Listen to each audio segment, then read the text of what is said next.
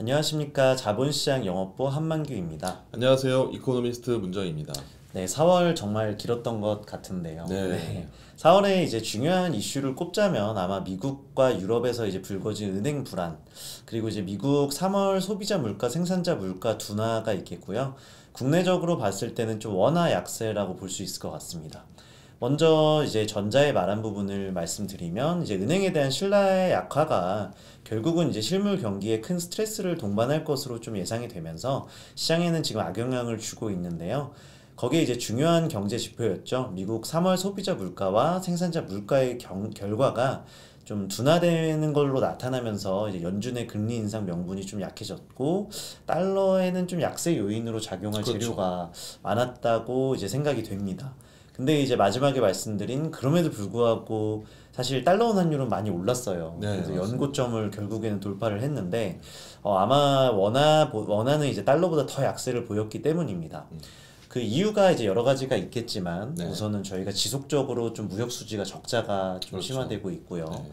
그리고 이제 4월에 이제 한국 주요 기업의 배당금 역송금에 따른 달러 수요도 있었겠고 역내 외환 시장의 이제 수급 불안 그리고 이제 글로벌 및 국내 경제의 동반 부진으로 인한 영향으로 보입니다. 네, 또한 앞으로의 정책 방향에 중요한 터닝 포인트가 될 5월 초 이제 FOMC에 대한 대기 심리가 좀 강력한 가운데 5월에 이제 환율과 경제의 흐름이 어떻게 변하게 될지 저도 정말 궁금하네요.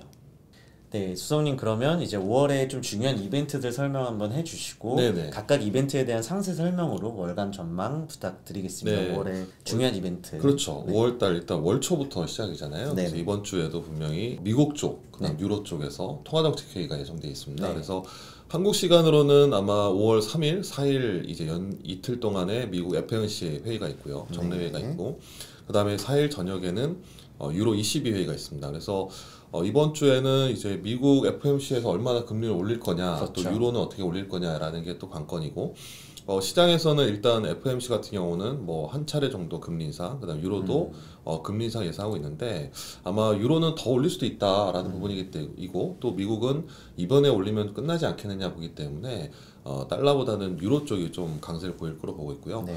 또 월 중순에는 뭐 영국 뭐 1분기 GDP 나오고 같은 날 영국 이제 BOE 회의가 있고요. 물론 이제 그에 앞서서 이번 주 금요일이죠. 우리나라는 좀 쉬는 날이지만 5월 5일 날 저녁에는 네. 미국 고용 지표도 주목할 부분이고 5월 10일 날 미국의 4월 소비자 물가 이런 부분도 주목할 부분이고요.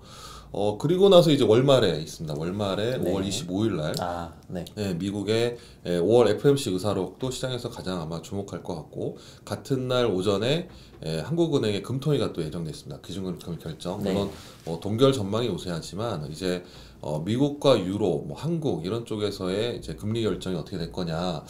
시장에서는 거의 이제 마무리로 보고 있어요. 뭐 금리 인상 거의 끝나지 않겠냐. 왜냐면 경기가 그만큼 나빠지고 있고 네. 또 물가도 전반적으로 작년에 비해서는 좀 둔화되는 모습을 보이고 있기 때문에 근데 이제 긴축이 마무리된다는 국면에서는 또 경기에 대한 불안감이 좀 높아질 수도 있거든요. 그렇네요. 그런 부분에서 이 통화정책 결정과 그 다음에 각 중앙은행 총재들의 또 보통 이제 통화정책 끝나면 이제 기자회견이 있기 때문에 그렇죠. 네. 중앙은행 총재들의 기자회견 내용도 아마 시장에서 가장 좀 주목할 것 같아요. 그래서 이번 5월달 한 달은 통화정책 회의들, 그 다음에 중앙은행 총재의 기자회견 이런 것들을 좀 주목할 필요가 있습니다. 네, 5월에도 정말 중요한 이제 경제 이벤트들이 많이 몰려 있네요. 네. 근데 이제 많이들 익숙하실 것 같은데 이제 FOMC 회의랑 이제 ECB 정책 회의 한번 말씀해 주실 수 있을까요? 네, FOMC 회의 뭐 3일, 4일 있죠. 근데 이제 이미 3월달 이제 연준 경제 전망에서 올해 네. 목표 금리를 한 5.1을 제시했기 때문에 아마 이번에 금리를 올리게 되면 0.25% 포인트 올리게 되면은 하단은 5.0, 상단 5.25이기 때문에 평균 한 5.1 정도 나오거든요. 실효 환율로. 그렇네요. 그렇기 때문에 아마 이번에 금리를 올리게 되면 거의 마지막이다라고 시장에서 보고 있습니다. 그만큼 실물 경기도 좀 미국 실물 경기도 좀 안 좋아지고 있고 그다음 물가는 좀 계속 둔화되고 있고 거기다가 3월 달부터 나타났던 은행 실패 네. 얘기들, 그 다음에 최근에 뭐 퍼스트 리퍼블릭 은행의 부실 이런 네. 것들이 나오기 때문에 아마 실물 경기는 더 약해질 것 같아요. 근데 파월 의장이 앞으로의 통화 정책 어떻게 할 거냐라는 부분이 이제 가장 주목할 부분이고, 그다음 이제 유로 22 회의는 한 차례 금리 인상을 예상하고 있습니다. 0.25% 정도 올리는데, 유로는 미국과 반대로 금리 인상이 끝났다라고 얘기는 안 할 것 같아요. 여전히 무료 물가가 높기 때문에. 그래서 시장에서도 이번에 한 번 올리고 다음에 한 번 더 올린다라고 보고 있고요. 그 다음에 전반적으로 본다면 올해 말까지 본다면 유로보다는 미국이 더 먼저 금리를 인하할 거다라고 보기 때문에 시장에서는 미국과 유로의 금리 차가 오히려 좁혀질 것이다라는 부분으로 볼 수 있을 것 같거든요. 그래서 미국은 긴축이 거의 마무리 국면, 그다음 네. 유로는 한 번 더 할 수 있다라고 보기 때문에 아마 이번 주 뭐 FOMC 22 회의를 통해서 그래도 달러보다는 유로가 좀 강세를 보이지 않을까라고 보고 있습니다. 아, 네, 수석님 두 번째로 이제 원화의 굉장한 약세, 이제 뭐 근본적인 원인으로는 다들 결국에는 저희가 이제 수출 부진으로도 맞습니다. 보는데, 예. 이 부분에 대해서도 한번 좀 정리를 해주실 수 있을까요? 네, 지금 수출이 계속 이제 마이너스가 나오고 있고 전년비로도 뭐 감소하고 있죠. 근데 시장에서 가장 우려했던 부분은 반도체 수출이었던 네. 것 같아요. 반도체가 전체 수출의 한 20% 차지하기 때문에 반도체 수출이 부진한 거는 뭐 가격 요인도 있고, 그다음에 수요도 부진하고, 거기다가 이제 중국으로 가는 반도체도 좀 막혀 있고, 그런 부분에서 이 반도체가 전년 동월 대비로 거의 한 40% 정도 감소를 맞아요. 했습니다. 네. 예. 그런데 총 수출은 그거보다는 좀 덜 감소했어요. 전년비로 한 10% 정도 되는데, 이 부분은 자동차, 선박 이런 운송 장비 업종의 수출이 좀 그나마 좀 괜찮다라는 거. 특히 유럽 쪽이나 아니면 미국 쪽으로 들어가는 수출이 좀 양호했던 네. 부분이 있었던 것 같아요. 그래서 결국에는 총 수출로 본다면은 전년비는 감소하지만 전월비로는 조금씩은 나아지고 있다. 네. 이런 거는 좀 긍정적인 부분이고, 그럼 반도체 수출은 언제쯤 좋아질 거냐 봤을 때 일단 시장에서는 2009년하고 좀 많이 비교를 하고 있습니다. 네, 왜냐면은 2009년. 2009년에 금융글로벌 금융위기 때도 그렇죠. 수출이 급감하고 반도체 수출이 급감하다가 다시 올라왔는데, 그때도 뭐 가밍 얘기도 있었고 뭐 감산 얘기도 있었고요. 그래서 비슷한 현상인데, 다만 다른 점은 2009년 같은 경우는 이제 글로벌 금융이기 때문에 전 세계적으로 경기 부양이 나섰다는 거. 네. 근데 지금은 경기 부양보다는 계속 수요 위축으로 가고 있기 때문에 그럼에도 불구하고 반도체 수출이 지금보다 더 급감하기 좀 어렵지 않겠냐. 이미 반토막이 났기 때문에.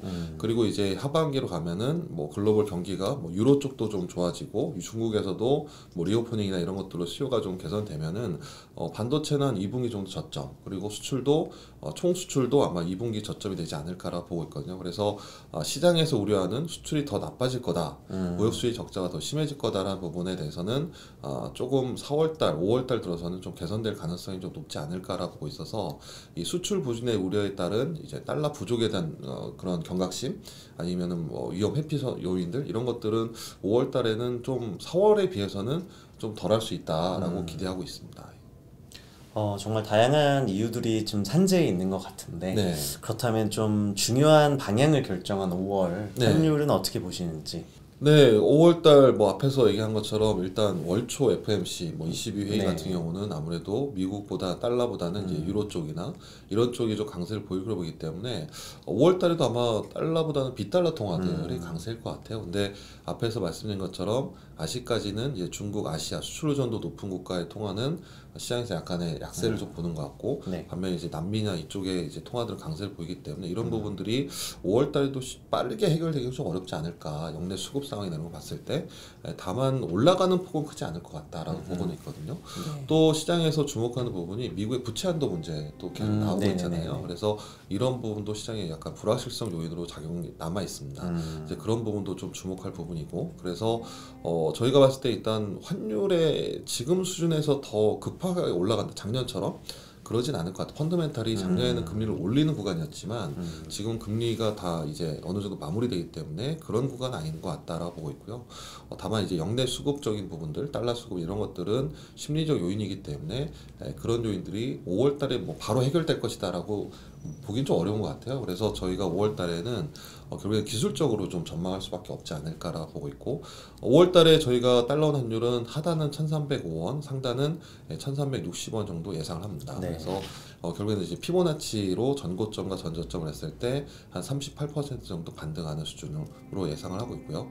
평균 환율은 1,330원이라서 4월보다는 높을 것 같습니다. 근데 지금 현재 뭐 1,340원대보다는 좀 낮지 않을까라고 보고 있고요. 그래서 불확실성 때문에 올라갈 수도 있지만 이런 심리적인 요인이 완화가 된다면 다시 1,300원 수준으로 좀 내려올 수 있지 않을까라고 보고 있습니다. 유로화 환율 같은 경우는 유로화가 지금 5월에도 좀 달러보다 강세를 보일 거로 보기 때문에 하단은 1,415원에서 상단 1,500원, 평균은 1,440원 정도 보고 있고요. 엔원 환율 같은 경우도 워낙 약세 때문에 하단은 960원에서 상단 1,020원, 평균 680원 정도에서 등락할 것으로 전망합니다. 네, 이렇게 5월 예상 환율 전망 전달해 드렸습니다. 이상 똑똑한 환율 이야기 환율 똑똑이었습니다. 감사합니다.